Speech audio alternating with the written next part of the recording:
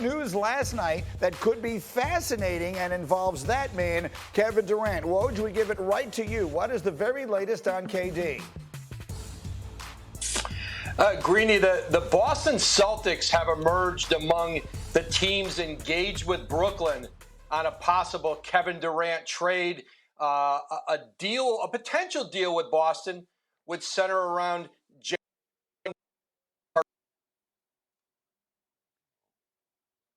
Hard to put into words just how disappointing it is that breaks up in exactly that moment. Let me tell you what Woj was about to say, and that is that a possible trade for Kevin Durant, and let us caution, he is not suggesting this is on the verge of happening anytime in the next 10 minutes, but that amongst the contenders for the Kevin Durant right now are the Boston Celtics, and that one of the reasons that they emerge as a team of interest is because they could put Jaylen Brown in a trade. I read his entire story. It suggests that the Celtics have taken Jason Tatum and suggested he is off limits, but that Jaylen Brown might be a possibility. I'm told that it is a possibility. We'll have Woj back. Let's try it again. Woj, pick it up from there. That's right, Greeny. And listen, Boston is among several teams that have been in regular contact with Brooklyn, I'm told. And obviously, if you're the Boston Celtics, there's a couple factors here that make the Kevin Durant talks interesting. Number one, Boston potentially has the pieces to be competitive with anybody in the league in a Kevin Durant trade. And obviously, they're a team that believes they're close, that Kevin Durant could put them over the top. Obviously, they swept the Nets in their first-round playoff series last season, and of course, lost to the Golden State Warriors in the finals. But again, Jaylen Brown potentially, when you look at individual players that might be available to the Nets in the marketplace, he's at the very top, 25 years old, although there's only 2 years left on his contract. Of course, there's 4 years left on Durant's deal. And again, Boston's no closer right now than anybody else for a potential deal with the Nets, but certainly they're engaged, they're interested, and it's a conversation that's been ongoing as we head now into the fourth week, or as we're approaching the fourth week since Kevin Durant requested a trade from Brooklyn on June 30th. Exactly, and actually, of all the sentences in your story and the teams that we know have been engaged, Phoenix, Miami, Toronto, now Boston, and we'll see what else happens from here. Of all the sentences that I read in your story, Woj, the one that was most interesting to me, because I've been asking you this question for weeks now, is that Durant has not in any way backed off of or obviously changed his stance on wanting to be traded out of Brooklyn. And that in and of itself, I think, felt like news. Yeah, listen, of course, Brooklyn, they don't want to trade Kevin Durant. This is perhaps the best player in the league, 33 years old, to be 34 when the season starts, but clearly still at the apex of his talent. And in a perfect world, the Nets would bring back Kevin Durant, pair him, of course, with Kyrie Irving, and then see how it all looks with Ben Simmons once he's healthy and playing again for the Nets. But again, Brooklyn is continuing to try to find a deal for Durant, but with 4 years left on his deal, they don't have to rush in to any trade, and they want to get back what they want back, which is essentially a massive / historic haul for Kevin Durant. Listen, we'll see as they get potentially closer to training camp and what that would look like to have to bring this group back together, specifically Kevin Durant. But right now, Brooklyn, listen, they want to do a deal on their terms. But there's no question that Boston is a team intrigued with the possibility of trying to land Kevin Durant. I think intrigued is a perfect word to describe the situation. Woj, awesome as always. We'll have Mark Jackson with his reaction to this and the rest of the NBA news a little later in the program. Of chatter around star players this offseason.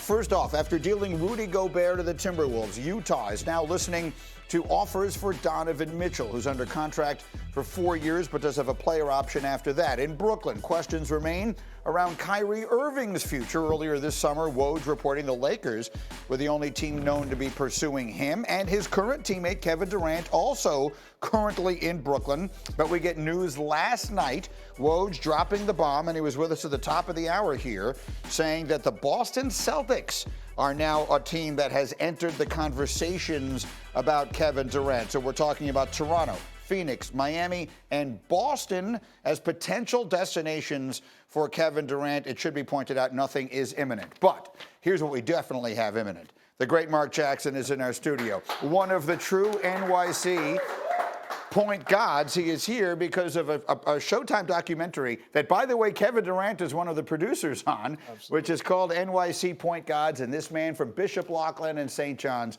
the great Mark Jackson. It's so good to see you, Mark. Thank you for coming. Good to see you. Thanks for having me. We'll talk about the doc in a minute, but let's start with KD. I mean, this obviously is the story of the summer. Now the topic comes up with Boston and the possibility they could put Jaylen Brown and a whole bunch of draft picks into a trade. Just right off the top, how does that sound? Well, it sounds great, and it's shocking to me that we're not highlighting 29 other teams trying to get the talent of Kevin Durant. When you have a home run hitter and an all-time great talent like Kevin Durant on the market or possibly available, you have to pick up the phone and look at your options. He makes any team, including his own, instant championship caliber team. I mean, the Eastern Conference is so loaded at the top. But just imagine a situation where you've got Jason Tatum and Kevin Durant on that team with all the pieces they had this year, save for Jaylen Brown. They've added Malcolm Brogdon. They've added Danilo Gallinari. Would that clearly make the Celtics the team to beat in the East? It would put them into discussion with anybody else. There are some outstanding teams in the East, so I'm not going to be disrespectful, but it automatically puts them as one of the favorites and one of the favorites in the East and one of the favorites to win it all. But he makes them, and if I'm Jaylen Brown, I got to be, it's a compliment. I don't look at it as an insult. This is Kevin Durant we're talking about, so I'm not going to look and say, you're turning your back on me. If you have an opportunity, that's any team, to get a Kevin Durant, you have to be on the phone. So the first thing you said was including his own. I haven't had a chance to talk to you since all this began, but it's now almost 4 weeks that Kevin Durant asked for a trade, and according to Woj's story last night, has not budged off of that. What do you make of the fact that he wants out of there and that everything, it appears, is going to blow up this quickly in Brooklyn? Well, something's not right. And if I'm the Nets, I'd be just like one of those other 29 teams. You win in this league with talent. I can't afford to lose Kevin Durant, and anything I get back will not be equal to the talent of Kevin Durant. So I try to have a discussion with him. What are the concerns? How can we make this right? And then try to put him in a situation where we make it convenient and not sell our souls, but he wants to win. There's no question. This is not about a selfish Kevin Durant. He's a championship player and an all-time great talent. I would try to get on the phone with him and make things right. What don't you like about this situation? How can we rectify it? What we don't really seem to know is exactly how he feels about Kyrie Irving at this point. Everything that we know for certain is that they are close friends. They remain that way, and that this desire to be traded doesn't necessarily rest on Kyrie. But how about that part of it? If you're the Nets, I've had some people say to me they can't bring the whole thing back.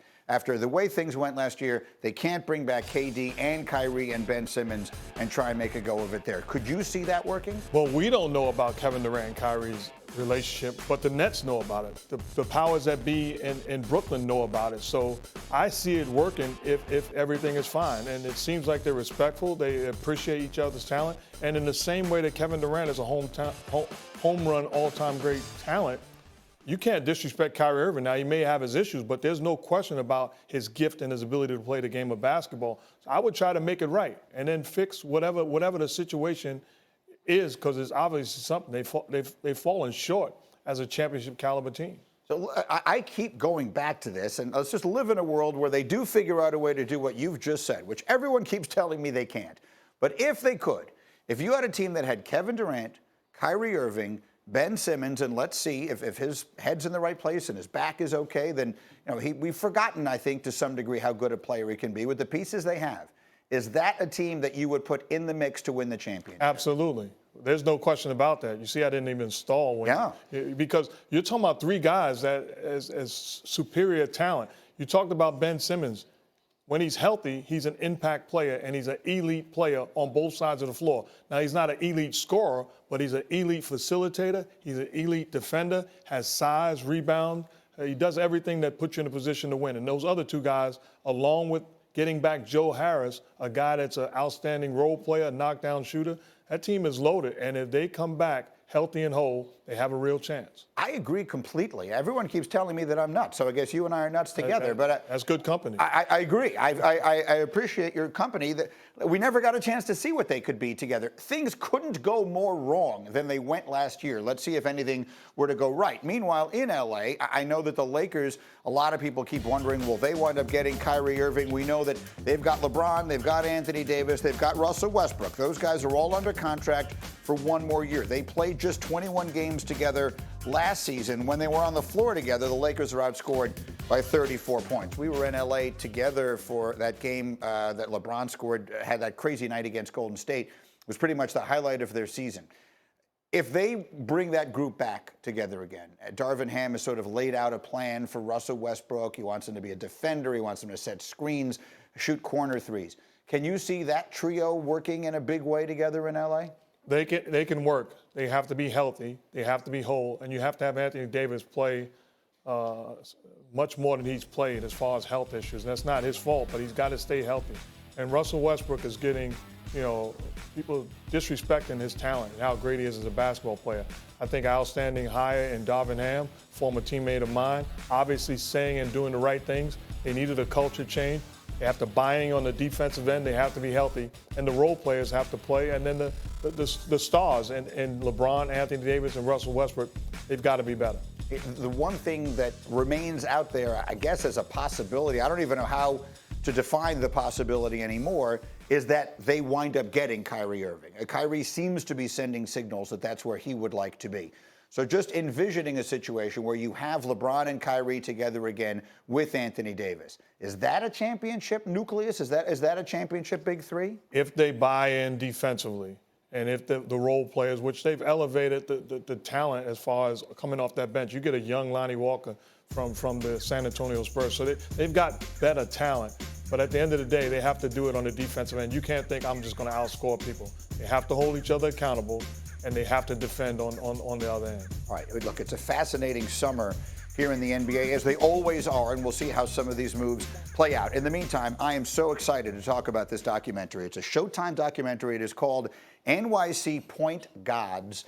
And those of us who are from New York, as I am, and grew up loving basketball as I did, we know that there is just a history, there's a lineage, and you are very much a piece of it.